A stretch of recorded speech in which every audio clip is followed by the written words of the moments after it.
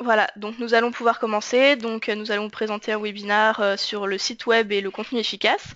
Donc je vais laisser la parole à Virginie qui va présenter son intervenant. Bonjour à tous, Virginie Bouvard, agence WSI Picardie Senlis. Je vous présente Pascal, Madeleine. Bonjour Virginie, bonjour à tous. Donc avant de commencer, nous allons présenter nos entreprises respectives. Donc quelques mots sur WSI. Donc WSI, c'est un réseau de consultants, plus de 1000 consultants dans le monde entier. C'est 20 ans donc d'existence cette année. Création en 95. C'est avant tout, comme nous allons le voir aujourd'hui et illustrer, le partage de méthodes orientées résultats, et la méthodologie que nous allons vous présenter est directement issue d'un partage entre nous tous. Donc c'est un réseau international d'agences. Mon agence est basée à Senlis. Je couvre principalement la moitié sud de la Picardie et la région parisienne. Donc, nos domaines de compétences sont vagues. On est capable vraiment de répondre à l'ensemble de la demande, du conseil stratégique jusqu'aux techniques les plus fines. Le but, c'est vraiment d'amener nos conseils et de tout mettre en œuvre pour mettre en valeur la marque, les ventes, développer les ventes et mettre en valeur la communication de nos clients. Pascal ? Eh bien, donc pour moi, j'ai créé Expert Distribution Industrie en 2008 avec une idée fixe que j'ai écrite là, m'appuyer faire évoluer mon modèle économique sur les nouvelles technologies. Évidemment, celles de 2008 ont déjà pas mal changé, mais j'essaye justement de faire évoluer les choses. L'entreprise commercialise des composants mécaniques pour les transmissions de puissance. Pour faire simple, courroies, poulies, chaînes, roulements, engrenages, destinés à l'industrie en général, à l'agriculture, à tout l'environnement robotisé, sauf l'automobile. La plupart de ces produits sont fabriqués en Asie. Et mon marché est à 40% constitué de constructeurs en première monte et de SAV, puisque ce sont des pièces d'usure. Voilà, 30% de mon activité se fait sur l'export, avec un accroissement assez net depuis 6 mois. Est-ce qu'il y a une relation directe avec le nouveau site internet? Je ne sais pas. Vous le saurez bientôt. Vous le saurez bientôt. Alors, nous avons construit cette présentation en 6 parties. Donc, par où commencer? La phase de brainstorming qui est très très importante, la phase de rédaction bien sûr, puisque le contenu égale en grande partie rédaction, la phase d'optimisation, le choix du design et l'intégration pour arriver au produit fini bien sûr, et surtout les résultats. Alors, par où commencer? Donc, évidemment, on part d'une situation existante. Donc l'important, après, c'est de définir les objectifs, on va voir ça ensemble, et puis on ne peut rien construire si on ne sait pas où on va. Donc Sénèque le disait déjà. Donc on va s'expliquer comment ça s'est passé. Donc comme vous le voyez, il y avait un site existant, et je vais laisser la parole à Pascal pour qu'il nous explique pourquoi il a souhaité refondre ce site. En fait, je voulais au départ partager de l'information, notamment mes catalogues PDF, montrer qui j'étais, et je trouvais indispensable de faire un petit site internet et d'être visible. Assez rapidement, je me suis rendu compte qu'avec ce que j'avais, qui était un module préorganisé sur Amen, j'avais beaucoup de limites. Je n'arrivais pas à faire ce que je voulais, je n'arrivais pas à présenter les choses, et j'étais coincé dans des schémas qui n'étaient pas suffisants. Voilà. Donc, lorsque Pascal est venu me voir, moi j'ai fait ma petite analyse. Donc, nous avons des outils professionnels. Donc, bien sûr, nous regardons le site avec l'œil du consommateur, mais on regarde aussi le site avec l'œil des spider robots. Et donc, on a vu que c'était un site relativement modeste, avec 8 pages, relativement peu de contenu. Nos outils aussi nous permettent de savoir combien il y a de mots par page, ce qui est un indicateur. Parce qu'effectivement, quand on dit contenu efficace, il faut on vise l'efficacité, mais on ne peut être efficace que si on a un minimum de quantité. Et on voyait bien donc à travers l'œil du robot que le contenu était insuffisant. Alors pour en revenir aux objectifs de Pascal, lorsque Pascal est venu me voir, il pensait avant tout, il pensait à site e-commerce. Oui. Hein, c'était un de ses objectifs. Tu peux nous en dire un peu plus? Je pensais être plus visible en fait avec un site e-commerce. C'était une intuition, mais elle n'était pas forcément argumentée. Mon désir, c'était simplement d'être repéré plus facilement. Alors effectivement, il s'avère que ça ne se voit pas, mais dans ce site existant, il y a un petit back-office qui est très très bien fait, où il y a déjà un catalogue produit. Et donc effectivement, les clients qui ont un code d'accès peuvent visualiser les produits. Donc passer du catalogue produit au site e-commerce, c'est assez simple, hein, puisqu'il suffit de mettre un module de paiement et puis le site peut devenir e-commerce. J'ai déconseillé Pascal de passer directement au site e-commerce parce que je pensais qu'il avait un vrai souci de comment dire, pas de notoriété, mais de confiance en fait. Son site était, voilà, n'incitait pas assez, ne donnait pas assez confiance pour que des entreprises puissent passer à l'achat. De toute façon, la visibilité du site ne pouvait pas passer par le catalogue e-commerce. Donc, je l'ai vraiment convaincu de commencer par muscler son site institutionnel. Et donc, nous sommes partis sur cet objectif. Alors, les cibles, on va parler des cibles. Pourquoi? Parce que pour faire un contenu efficace, ce n'est un contenu efficace que pour des cibles qui viennent visiter votre site internet. Donc, si on parle un peu de théorie, c'est un petit peu l'occasion, quand on fait un site, de bien réfléchir à qui sont ses visiteurs. Donc, on peut soit segmenter par type de marché, B2C, B2B, marché public, marché privé. On peut réfléchir par type d'industrie, c'est ce qui arrive sur certains sites.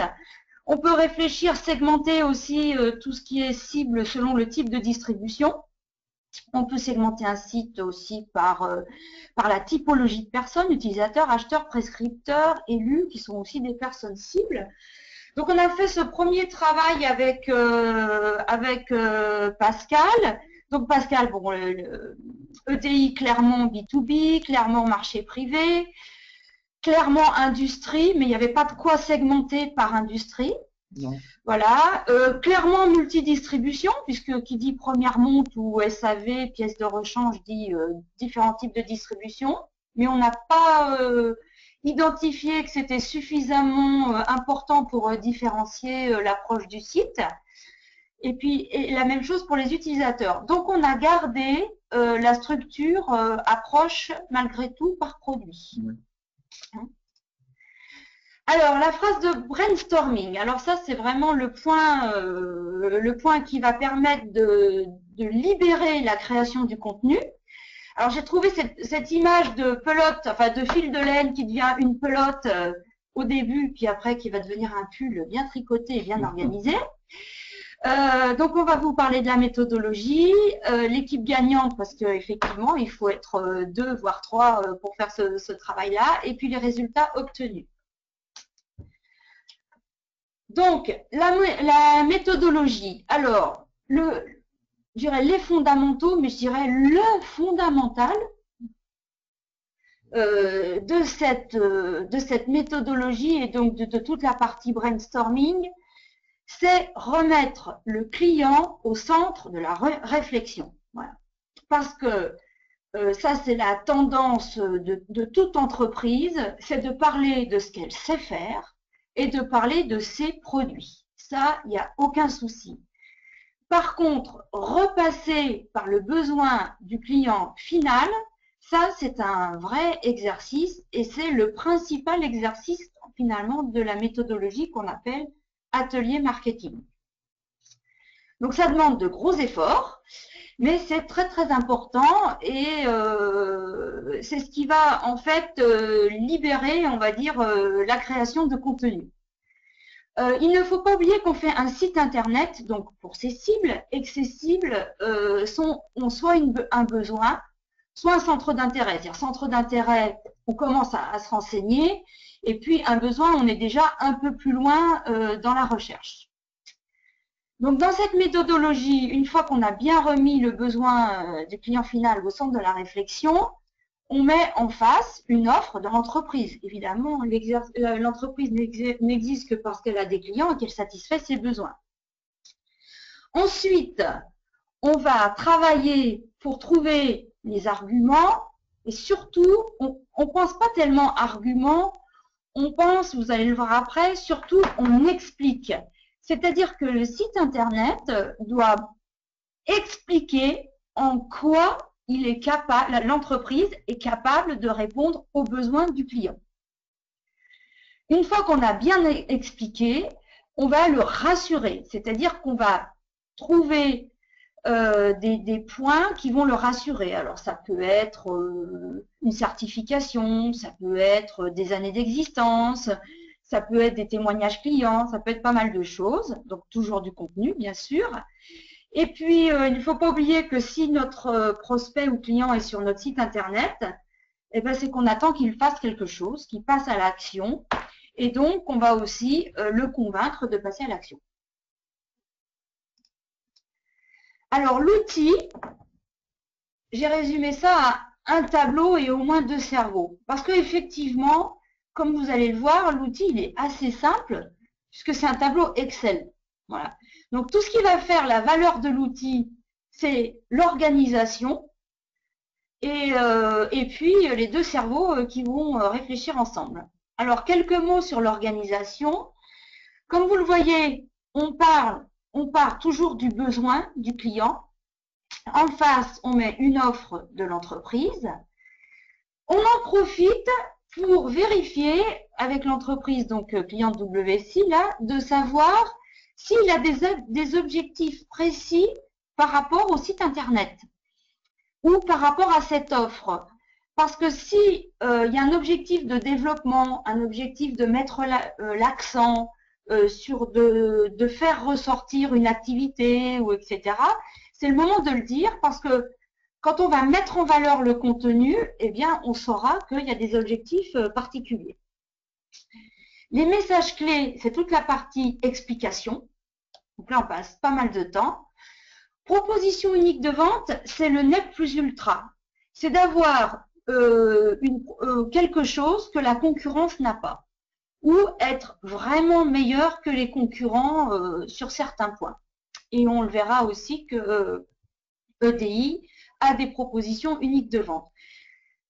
La réassurance, donc c'est tout ce qui va pouvoir réassurer sur le fait que ce qu'on a expliqué et que les propositions uniques de vente qu'on a bien développées sont vraies et qu'on peut le prouver. Et puis la partie call to action, ben, c'est les appels à l'action qui correspondent à passer à l'action. Et quand on réfléchit, eh bien, on pense aussi, ben, pour tel produit, qu'est-ce qu'on attend de l'internaute? Ou telle offre, ou telle industrie, ça dépend comment on a segmenté son tableau. Donc voilà, et donc on arrive à un tableau complet. Donc là, je vais laisser la parole à Pascal pour qu'il nous dise un petit peu comment il a vécu ce travail. Bah, ce que j'ai trouvé extrêmement enrichissant et difficile, c'était de formaliser en fait tout un tas de données que j'avais, que je connaissais, mais je m'étais pas forcément posé des questions dans ce sens. Bon, les objectifs de réponse au client. Oui, si on peut aller un petit peu plus loin. Excusez-nous, on va juste on va reprendre le tableau et on va vous montrer un peu une partie du tableau, comme ça on va illustrer avec des vrais exemples, par exemple ici. Oui, sur le réducteur pendulaire qui est le produit numéro 1 en tout cas de l'entreprise, celui que je veux mettre en avant. Bon, on parle forcément de la réponse du besoin du client qui est de ne pas arrêter sa production. La proposition unique de vente. Donc là, on était sur un modèle de remplacement qui n'a pas forcément, enfin là j'ai perdu le fil. De Marc Fener. Voilà, on est sur un vieux modèle finalement qui ne se fait plus aujourd'hui. Et donc on apporte quelque chose, on apporte pour le SAV en tout cas un produit intéressant. un stock disponible et la capacité de livrer tout de suite. Sur d'autres produits, on s'est rendu compte que la démarche était un petit peu différente. C'est toujours, enfin, la difficulté, c'est pour chacun des produits finalement d'apporter une réponse précise à une question. Et on se rend compte au départ que des fois on peut se répéter ou que des fois on n'a pas forcément de réponse instantanée. Donc il faut y réfléchir. Voilà. Par exemple, là, on a une proposition unique de vente. Donc, il y a un produit très utilisé et effectivement, EDU est le seul à faire une équivalence en France à un prix intéressant. Donc, voilà, des exemples comme cela. Pour le vécu, donc un exercice difficile quand même. Donc, moi, j'ai mis une équipe gagnante parce qu'on a vraiment le client qui a tout en tête, mais qui est un petit peu prisonnier de ses schémas, notamment de son discours commercial. On l'oblige vraiment à revenir sur les besoins du client. Donc, on a vraiment un travail d'équipe puisque le consultant, lui, ne sait rien sur cette entreprise au départ et doit se mettre à la place du client et l'obliger vraiment à réfléchir à comment présenter son offre le plus simplement possible, avec le plus d'arguments possible, et surtout par rapport aux questions que se posent les clients finaux. À ce moment-là, je ne me rends pas encore compte que c'est l'élément essentiel en fait de toute la démarche. Oui, alors ça c'est une remarque qu'on me fait souvent. Mes clients me disent, quand on en est là, on vous fait confiance, mais on ne sait pas où on va. Voilà. C'est le sentiment que j'ai eu aussi. Voilà. Mais tout s'est bien passé. Donc, effectivement, une fois qu'on a ce tableau, eh bien, on va pouvoir passer à une phase plus active, plus réelle pour le client déjà, qui est le plan de site. Et puis, on va vous expliquer comment chacun travaille, puisque c'est toujours un travail d'équipe. Donc, le plan de site, un petit peu comme Sénèque nous disait, il faut savoir où on va. Donc, il est clair qu'on ne va pas commencer à rédiger si on n'a pas de plan. Donc, il faut commencer par ça. Le fait d'avoir fait tout ce travail de réflexion, pour moi, en tout cas, en tant que consultante, le plan se dégage très, très vite. Le client, toujours, comme Pascal, ne le sait pas, mais moi, ça se dégage très, très vite. Donc, c'est vrai que j'ai proposé un plan relativement simple, puisqu'on est parti sur les produits. Par contre, le fait qu'on ait beaucoup travaillé ensemble autour du tableau Excel pendant le brainstorming, on a beaucoup réfléchi aussi au fait de qui sommes-nous, et la façon de se présenter va être radicalement différente du premier site. Et puis, on a pensé aussi à bien expliquer qui sont nos clients. Voilà.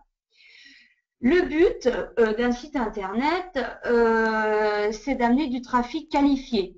Donc, si un client ne se reconnaît pas dans ce site, ni par les produits, ni par la typologie, et qu'il part, ce n'est pas un problème pour nous. Au contraire, je dirais même. On tient vraiment à garder et les clients et les prospects qui correspondent, bon, qui sont en recherche d'un produit, certes, mais qui correspondent aussi à notre approche. Donc, c'est très important de se présenter très clairement et de présenter aussi très clairement quelle est la clientèle à qui on s'adresse. Donc, une fois qu'on a fait le plan de site, on peut attaquer. Donc, notre fichier Excel devient un fichier Word. Donc, la part du consultant, c'est de mettre tout ça en ordre. Et puis, donc, de chaque page, puisqu'un site Internet, c'est un ensemble de pages, donc chaque page est prête à être rédigée avec déjà une belle segmentation, puisqu'on a un titre. Pour cette partie-là, 3 sous-titres. Et en fait, je suis allée chercher dans le fichier Excel les arguments ou ce qui nous paraissait très important de dire au moment où on a on a fait le brainstorming. On peut dire que 50% du contenu, alors on va dire 90% de la structure du contenu est faite à ce moment-là. 50% du contenu est dans le fichier Excel. On a surtout les idées forces. Et puis après, ça devient de la rédaction. D'accord ? Donc, la partie du consultant, c'est de vraiment transformer, puisque comme Pascal l'a dit, au moment où on est dans le brainstorming avec ce fichier Excel, le client WSI ne voit pas trop où on va. C'est quand il est très heureux en général de réfléchir sur lui-même. Cette partie brainstorming lui ouvre parfois les yeux sur des convictions ou sur des pistes. C'est une partie intéressante. Par contre, il ne sait pas exactement où il va. Effectivement, avec le fichier Word, le voilà rassuré.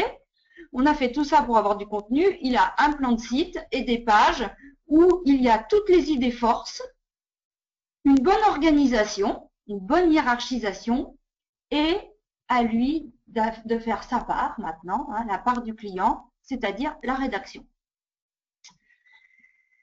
Donc là, il fallait absolument, par exemple, que EDI explique qui étaient ses clients. Donc finalement, c'était tout secteur d'activité. Donc on comprend bien pourquoi on ne pouvait pas orienter la rédaction à travers les secteurs d'activité. On voit ici revente, maintenance, première monte. Il y a comment EDI l'illustre. Les typologies d'affaires, on les a bien ici, d'accord. Après, ça a été complété. Et puis pour EDI, c'était important de dire qu'il travaillait et en France et à l'international. Et à l'international, c'était à la fois l'import et l'export. Donc voilà, c'était ce j'avais rappelé à Pascal de développer, et c'est ce qu'il a développé là. Donc vous voyez bien la suite, je l'espère, logique entre cette partie-là et cette partie-là. Alors, tu peux nous parler un peu de la phase d'écriture? Alors, ce qui était intéressant dans cette phase d'écriture, c'est que par rapport à mon ancien site, j'avais essentiellement parlé de moi et je travaillais sur mes arguments de vente. Sur celui-ci, j'ai été invité à parler directement au client. Et ça a complètement transformé ma conception de cet argumentaire, de ce travail d'écriture qui était à la fois difficile et après coup qui m'a paru évident et naturel. Alors, il faut dire aussi que le site existant était plutôt un site catalogue, beaucoup de photos de produits, et donc vraiment tout, à part la page d'accueil qui était relativement bien faite d'ailleurs, qui expliquait qui tu es, bon, il y avait peu d'explications. Voilà, donc une fois qu'on a écrit, donc on a bien notre contenu. Alors j'insiste aussi sur le fait que tous nos clients ne sont pas égaux face à l'écriture. Alors bon, avec Pascal, j'avais un client très à l'aise pour l'écriture, moins à l'aise avec sa tablette. Parce qu'il a perdu quelques fichiers, mais sinon, donc je déconseille absolument d'écrire sur une tablette, hein, de le faire sur un PC. Mais donc, oui, dans la méthodologie, il faut bien faire. Donc, on a deux types de clients, nous, chez WSI, des gens plutôt à l'aise avec l'écriture et des gens moins à l'aise. Donc, je rassure les gens moins à l'aise. Ce que nous faisons, il est évident que c'est l'entreprise qui a les idées. Hein. Nous, on a bien organisé le contenu, mais le développement, c'est pas évident. Et bon, moi, je préfère résolument que le développement vienne du client pour qu'on n'ait pas un site trop généraliste et finalement qu'on se retrouve à modérer tout ce travail marketing. Si le client n'est pas trop à l'aise dans l'écriture, on lui demande surtout de mettre des arguments, d'écrire comme il a envie d'écrire. Voilà. Et on propose un service de relecture et on va faire le travail en fait de réécriture pour une plus grande fluidité. Donc, si ce type de prestation ne vous intéresse, ne craignez pas cette phase d'écriture. Comme le disait Pascal, c'est aussi l'occasion de faire un peu le point sur soi-même. Hein, c'est une forme d'introspection d'entreprise.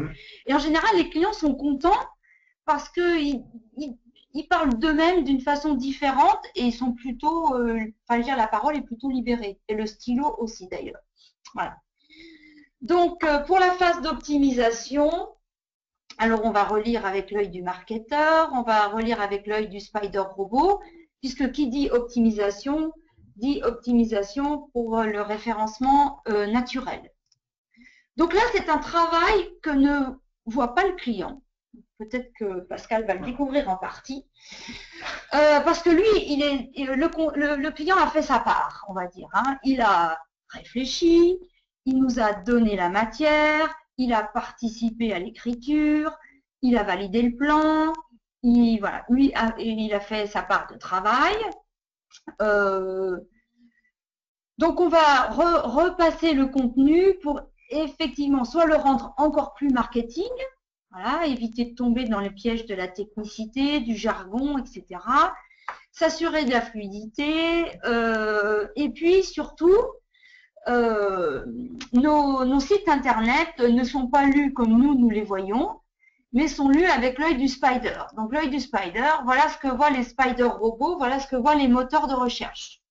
Donc eux ne voient pas un beau texte, une belle mise en page et des belles photos, mais les spider robots, donc de nos moteurs préférés, comme Google par exemple, lisent du code.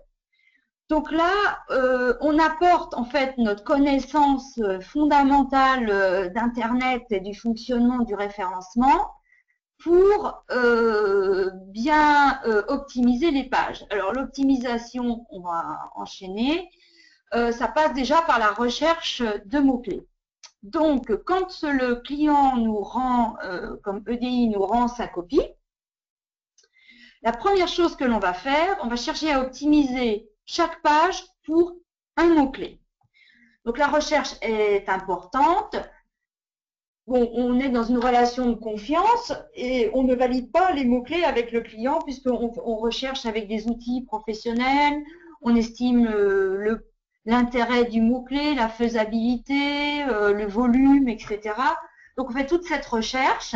Et puis, bien sûr, ce mot-clé, il va falloir qu'il s'intègre harmonieusement dans le contenu.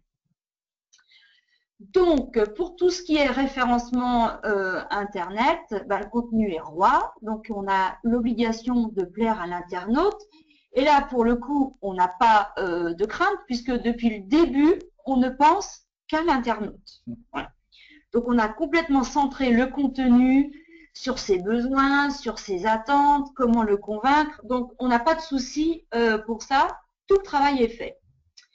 Par contre, le contenu optimisé est empereur, c'est-à-dire qu'on doit plaire à l'internaute, mais on dit aussi on doit plaire au moteur de recherche. Voilà, donc on pense référencement, et donc on va construire ces pages pour le référencement. Donc tout le contenu est fait. Donc on ne va pas modifier le contenu, mais on va utiliser notre connaissance du SEO pour l'optimiser. Donc, on va donner une visibilité à ce contenu. Alors, une optimisation loyale des pages. Alors, le mot loyal est important.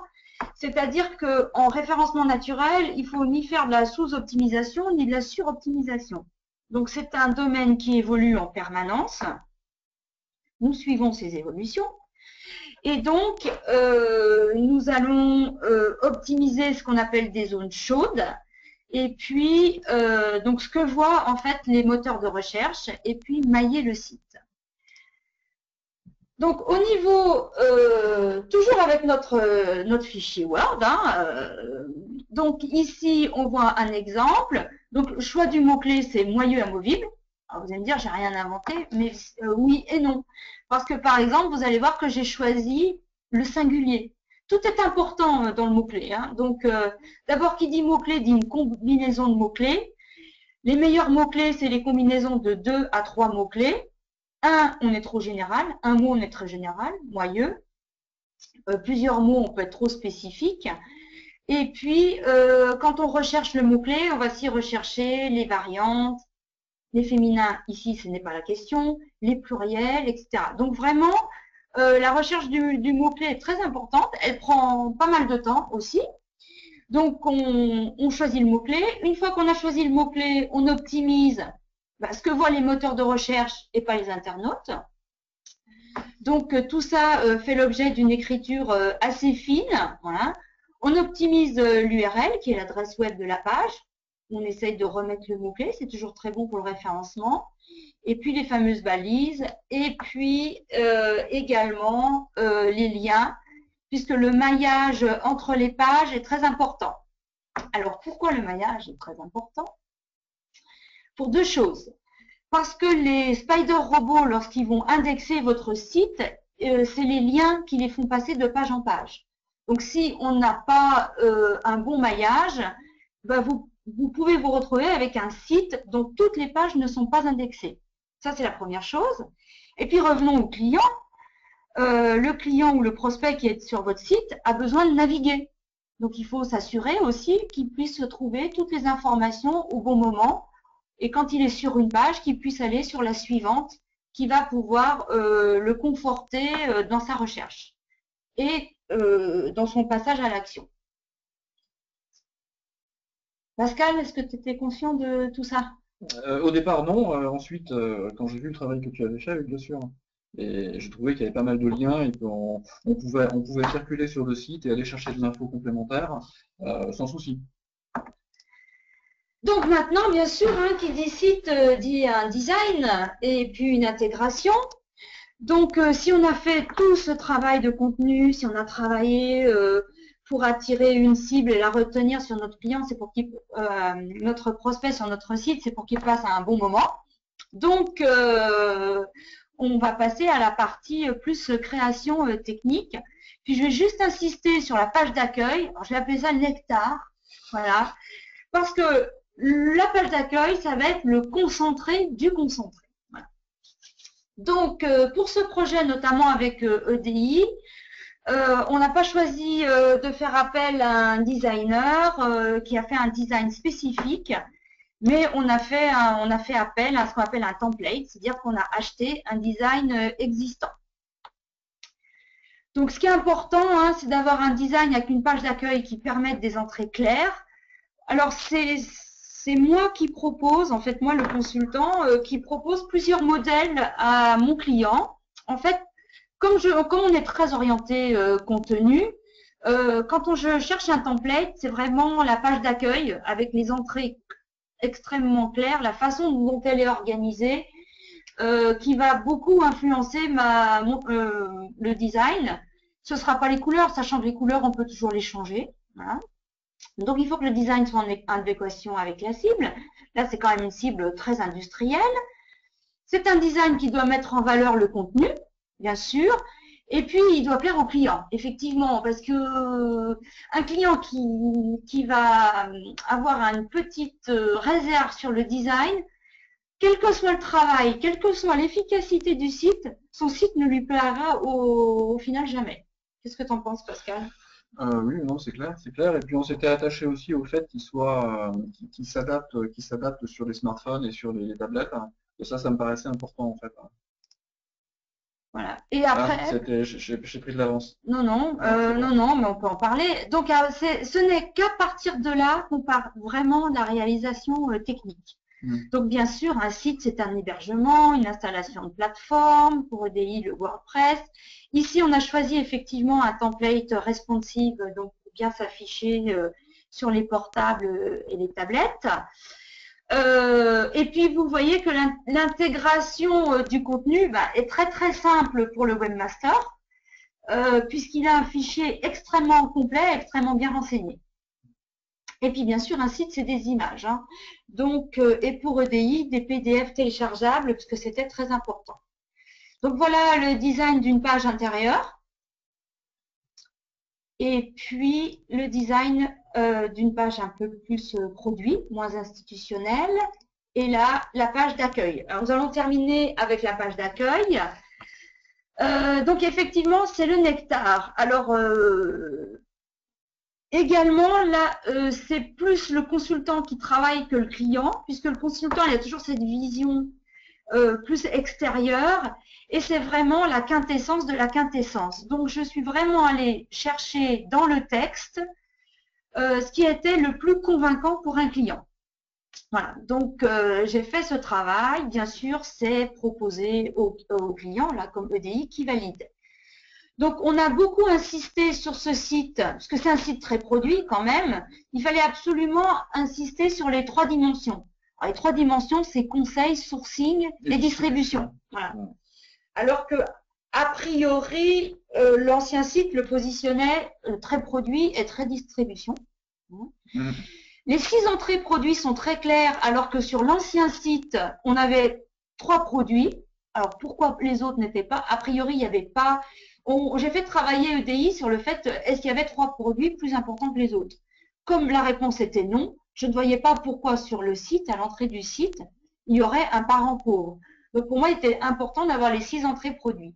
Et puis, toujours dans l'idée de la quintessence, dans tous les arguments, les propositions uniques de vente, je suis allée chercher les 4 qui me paraissaient majeurs. Donc, comme le temps file, je suis d'accord avec ça. On avance, Pascal. Ouais, on avance. Donc, les résultats, plus de contenu, un contenu optimisé, un site plus informatif pour les prospects et les clients, et un site qui convertit mieux. Donc là, je vais laisser la parole à Pascal pour la conclusion. En fait, oui, le site convertit mieux. J'ai de plus en plus de demandes qui viennent. Alors, j'avais une stratégie d'annonce Google AdWords avant ce nouveau site que j'ai absolument pas modifié, et j'ai quasiment le double de demandes aujourd'hui. Des demandes qui sont plus ciblées, des clients qui m'appellent de partout, y compris de plus en plus d'Afrique, et qui recherchent des produits très spécifiques.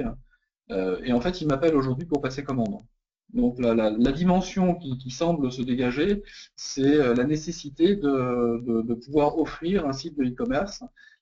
Et on revient à mon propos de départ, mais aujourd'hui, je suis plus crédible et j'ai vraiment le sentiment de passer pour une société plus sérieuse, alors qu'en fait, ça n'a rien changé, sauf que tu as toujours été sérieux. J'ai toujours été sérieux et toujours été performant. Disons que là, ça se voit. Et aujourd'hui, je m'appuie vraiment sur ce site internet. C'est le socle vraiment de l'entreprise. Alors, avant de passer à vos questions, vous allez recevoir un sondage pour évaluer en fait votre niveau de maturité par rapport à l'entreprise et le contenu. Si vous avez besoin d'un diagnostic, si vous cherchez des informations pour l'optimisation ou de la formation. Justine, je te laisse gérer. Oui, c'est bon, ça a été mis en ligne. Vous pouvez directement répondre sur votre écran. Et en attendant, n'hésitez pas à poser vos questions. Nous allons y répondre tout de suite après.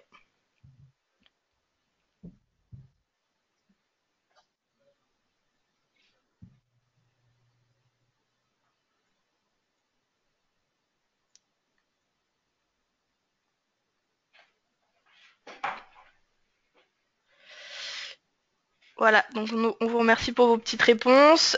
Donc a priori, personne n'a des questions. Donc je pense que Virginie, tu peux poursuivre. Alors, aucune question? A priori, non. Alors, mesdames et messieurs, êtes-vous sûrs de pas avoir de question? Alors, est-ce qu'on était si clair que ça? Est-ce qu'on n'a pas une petite question quand même? C'est toujours la première, la plus difficile, donc n'hésitez pas. Mais sinon, bon, bien sûr, moi je reste à votre disposition. On n'a peut-être pas donné mes coordonnées précises, mais bon, si vous tapez Virginie Bouvard WSI, vous ne devriez pas avoir de mal à me trouver sur Internet. Ah, voilà, nous commençons à avoir donc des questions. Donc par exemple, nous avons une question. Quel est l'outil SEO utilisé au début de votre présentation? Ah, c'est WebScan. C'est un produit d'une société qui s'appelle SkillTide. Et WebScan qui permet en fait de scanner un site avec l'œil du robot. Ça peut être, c'est extrêmement complet. Bon là je vous ai montré que la partie contenu, mais on peut avoir beaucoup d'informations. Alors pour nous c'est très intéressant parce que on lit, ça permet d'avoir une analyse objective, voilà, parce que nous et de montrer une analyse objective du site avant ou après d'ailleurs. Ce qu'on fait toujours après en plus. Voilà. WebScan. Donc nous avons aussi une autre question. Donc les mots-clés sont-ils forcément payants? Ah, non. Alors, quand on cherche un mot-clé, on cherche un mot-clé pour l'optimiser en référencement dit naturel. Donc, ce référencement, ce travail est fait par le consultant. Donc, au moment de la rédaction, donc quand on peaufine, on a des pages rédigées et on appelle ça optimiser. Le mot-clé devient payant à partir du moment où on décide d'être visible avec une méthode qui s'appelle la publicité et notamment AdWords. Donc, si vous voulez être positionné dans les résultats de publicité, oui, vous devez payer. Quand on va rechercher le mot-clé, alors là, la recherche et l'optimisation font partie de la prestation. Donc, c'est inclus dans le travail global du site. Encore une autre question. À quoi sert le maillage? Alors, le maillage, il a une double vocation. Il a une notion d'efficacité pour l'utilisateur, puisqu'en fait, le diriger vers une autre page, c'est lui donner plus d'informations. Voilà, et permettre de naviguer dans le site. Donc, quand il arrive sur une page, il n'est pas enfermé dans cette page, mais il peut circuler librement. Et on peut même orienter sa circulation. On peut un petit peu comme dans un magasin, on oriente le parcours client ou le parcours du chariot en fonction des rayons. Bien là, on oriente le parcours client sur le site. Donc, c'est une vocation marketing. Et puis, c'est une vocation de référencement naturel, puisque un site bien maillé est bien noté par les moteurs de recherche. Et puis, comme je le disais, permet de bien indexer toutes les pages. Parce que parfois, toutes les pages ne sont pas indexées comme on le souhaiterait parce que les pages sont trop fermées sur elles-mêmes. Il s'avère que les moteurs de recherche, la base du fonctionnement du moteur de recherche pour parcourir le web est de passer de lien en lien. Donc, s'il n'y a pas de lien entre les pages, il va trouver votre page d'accueil, mais il ne va pas forcément trouver le reste. Et comme il va référencer votre site en fonction du contenu, vous avez intérêt à ce qu'il ait bien vu l'ensemble de vos pages. Merci Virginie. Nous avons une petite dernière question. Faut-il mettre les liens vers nos pages Facebook ou autres sur notre site internet? Oui, en général, on le fait quand la page est, je dirais, quand la mariée est belle. Donc, un lien